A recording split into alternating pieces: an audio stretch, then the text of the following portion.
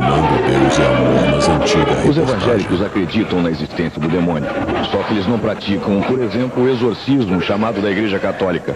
Aqui, eles expulsam os demônios em nome de Jesus.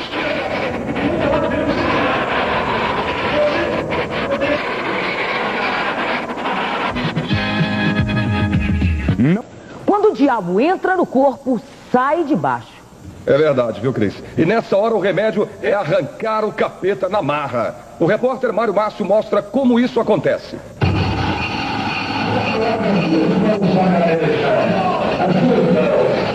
O pastor agora recomenda que as pessoas que sentiram algum tremor durante essa parte do culto, para que colocassem as mãos sobre a cabeça, e diz que é agora.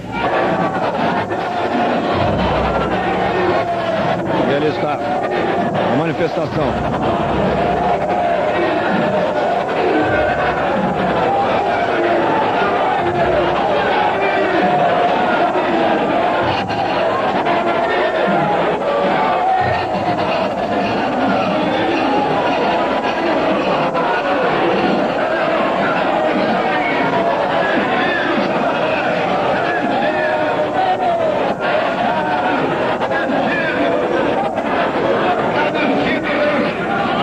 Parece que agora se acalma o demônio.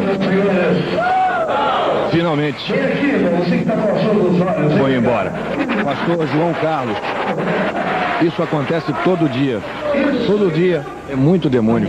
De dia, de tarde, de noite, o povo entra aqui possesso, perturbado. E é só entrando aqui para eles serem libertos.